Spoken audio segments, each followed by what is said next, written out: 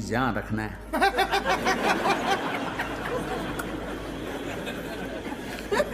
और इसको गिरने नहीं देना, अगर ये गिर गया तो बड़ा फसाद हो जाएगा।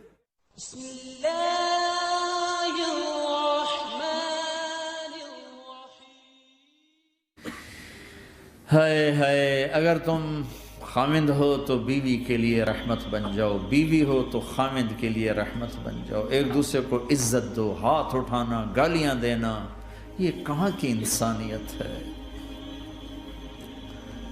फिर हमारा मुआशरा जॉइंट फैमिली सिस्टम है, सास होकर ससुर होकर बच्चे और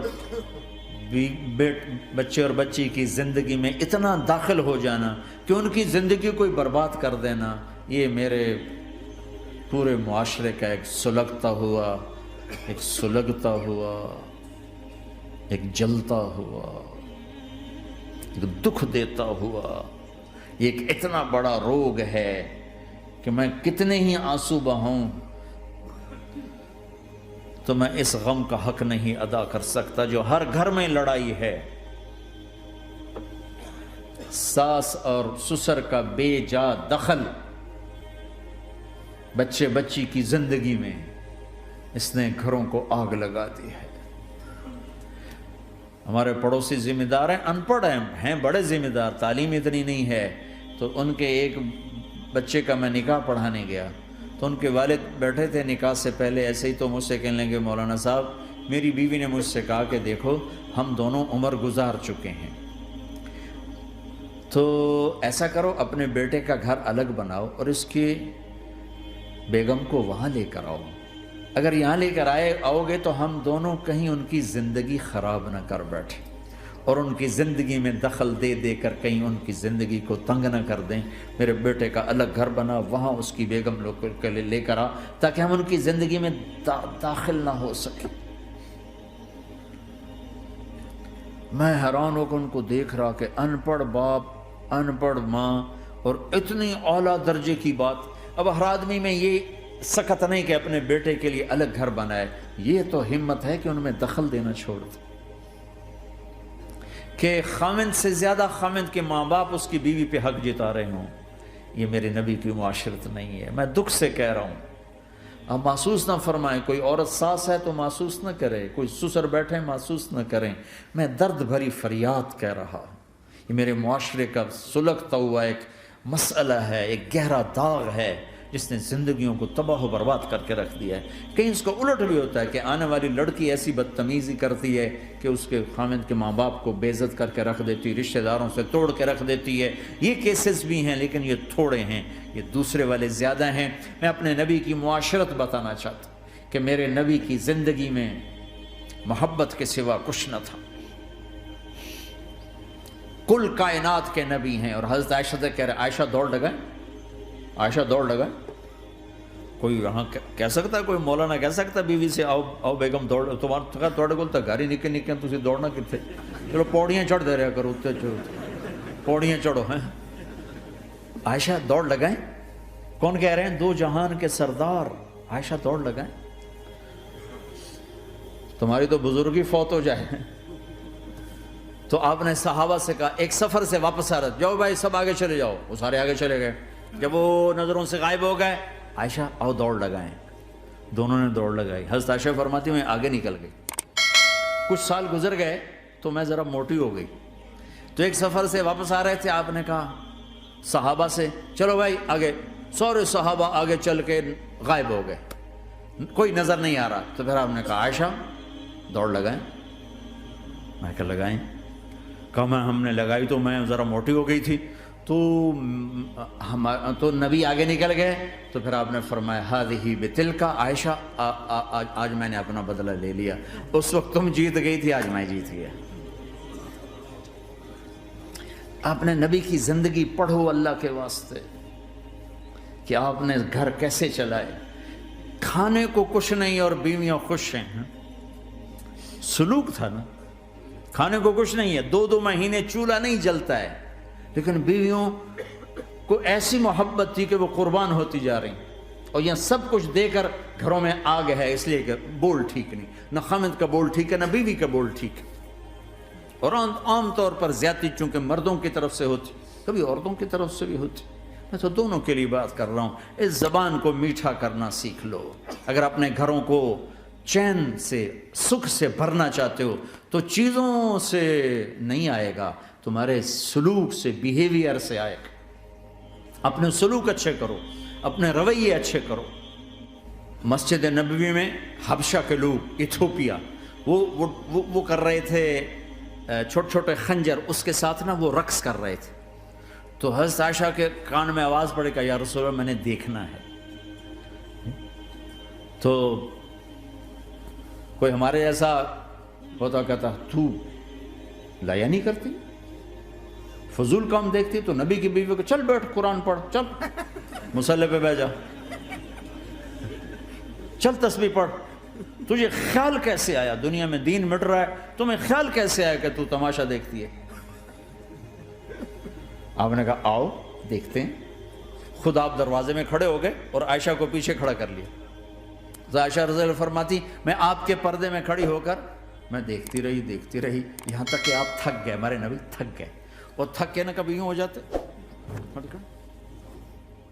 یوں ہو جاتے، ایک پاؤں کا سارا پھر کہنے لگے عائشہ بس نہ کریں۔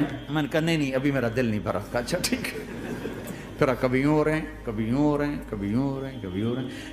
حضرت عائشہ کہتے ہیں جب میں نے کہا بس، پھر آؤ واپس آ۔ یہ میرے نبی کی زندگی ہے۔ تم لان تان سے زندگی بنانا چاہتے،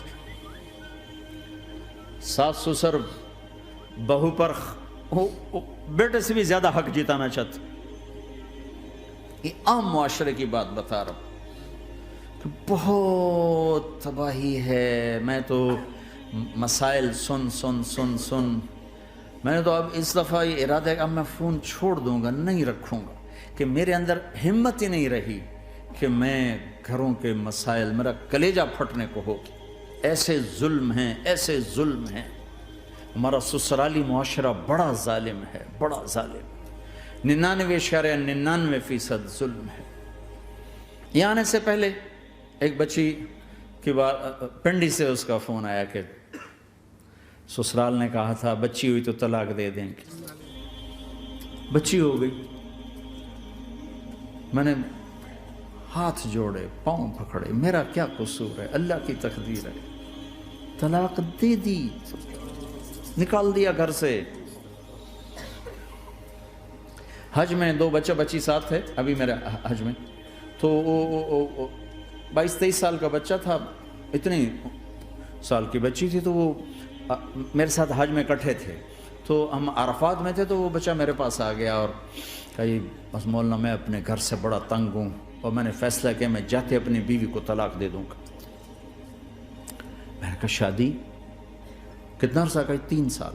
میں نے کہا بیٹا ایسا نہ کرو، میں جب حج سے ہم واپس جائیں گے نا عزیزیہ میں، تو تم دونوں میاں بیوی میرے پاس آنا۔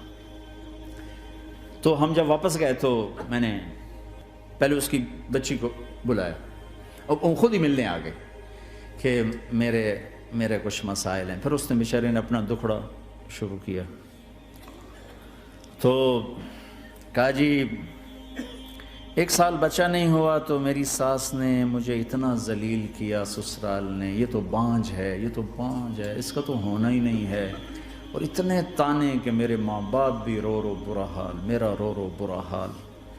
پھر آخر یہ ہوا کہ چلو میڈیکلی دیکھا جائے، ٹیسٹ کیا گیا تو فالٹ بچے میں نکلا، میں تو کلیئر تھی، تو پھر میری ساس کی ٹیپ بدل گئی۔ تو تقدیر ہے، تقدیر میں لکھا تھا ایسے ہی، تقدیر ہے، اب تقدیر آ گئی، اللہ کی رضا پہ رہا۔ پہلے اس کو ذلیل کیا ہوا تھا، اور جب بیٹے میں فالٹ نکلا تو اب یہ تو تقدیر ہے، تو اللہ کی رضا پہ راضی ہو جائے۔ یہ چھوٹے چھوٹے مسائل۔ جب میں نے تھوڑی سی ان سے سٹنگ کی تو ابھی میں اس سے فون سے ان ٹچ ہوں کہ کہیں یہ پھر بے وقوفی نہ کر بیٹھے۔ کہا مولانا ہمارا گھر سکھی ہو گیا پر ماں باپ دونوں ناراض ہو گئے۔ میں نے ان کی ناراضگی کی فکر نہ کر، انہیں راضی کرنا تیرے ذمے، تیری بیوی کے ذمے نہیں ہے، تو اپنا حسن سلوک باقی رکھ۔ اس حد تک یہ ہمارے گھروں میں جو نہ جاننے کی وجہ سے دیکھو تمہارے یہاں ٹریفک کا سسٹم کتنا اچھا ہے، 10,000 گاڑیاں چل رہی ہوں، ٹریفک بلاک نہیں ہوتی، چل رہی ہوتی، چونکہ ہر آدمی اپنی لائن میں چل رہا ہے۔ اگر تم اپنی لائن میں رہو تو کوئی فساد ہی نہیں. جب تم اپنا بیریئر کراس کرتے ہو پھر فساد شروع ہو جاتا. تو بھائیو اپنے نبی کی زندگی سیکھو. ایک سارا کام، چھوٹا سا کام، زبان. غیبت چھوڑ دو، جھوٹ چھوڑ دو، گالی چھوڑ دو، تانا چھوڑ دو، طنز چھوڑ دو، برا بھلا کہنا چھوڑ دو، بلکہ حوصلہ افزائی کرو، تعریف کرو. ایک ہماری دھوبن تھی ماسی شریفہ، مرحوم 85 میں فوت ہوئی، سن 85، بہت لڑاکی تھی. تو وہ آگے ایک دن میری بہن کے پاس کہنے لگی بی بی میری یہ نوہ میں نال بڑا لڑتی آپ تھی، میں نے کوئی تویز دے ساریا میری یہ نوکر بن گیا. تو وہ میری بہن نے ایسے نا ایک کاغذ پر نا وہ کل لکیریں لکونے لگا کے تو ایسے بالکل رول کر کے کہا کہ ماسی شریفہ جب تیری لڑائی شروع ہو نا تو نے یہ تعویذ یہاں رکھنا ہے